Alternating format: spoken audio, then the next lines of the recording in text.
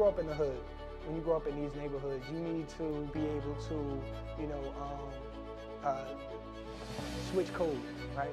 So from the corporate world to the you know, your neighborhoods or your block or whatever, you know, there's different things that you do.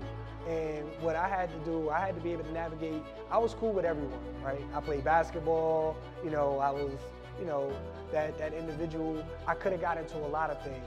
All my friends were getting into, you know, as far as drug distribution and everything. You know, I said what's up to them every day.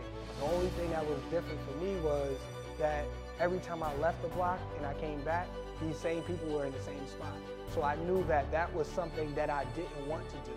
I was cool with everyone, but I didn't have to do what everyone did.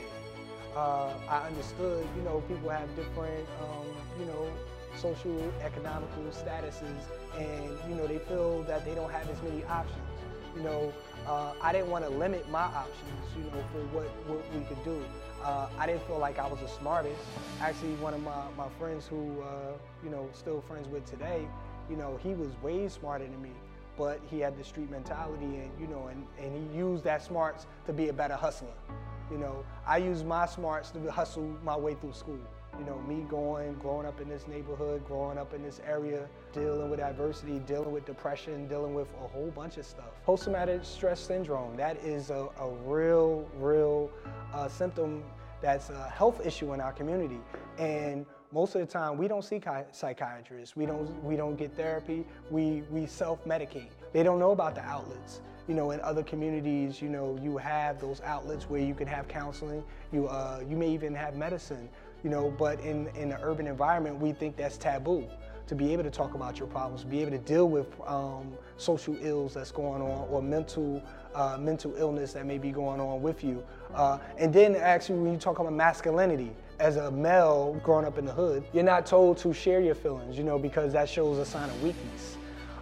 And you got to be able to change that narrative, to be able to deal with a lot of things that's going on. You know, I dealt with a lot of death in my family. I had two uncles and an aunt who passed away from HIV/AIDS.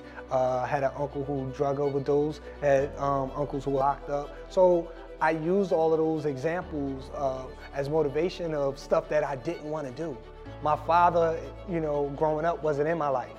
So when I had my own children, I knew, you know, I didn't know exactly how to be a father, but I knew what I was going to do for my children that my father didn't do for me, you know. So, and that's like some of the things that I bestow on to, you know, the scholars that we have here at Malcolm X Shabazz. Like, if I don't want this for my own children, I don't want it for the scholars here, because I see all of you as my own children.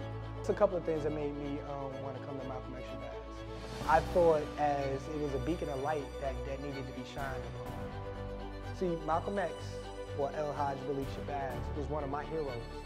And what I wanted to do coming over here, and that was one of the main reasons I did come over here, is because I wanted to uplift his legacy.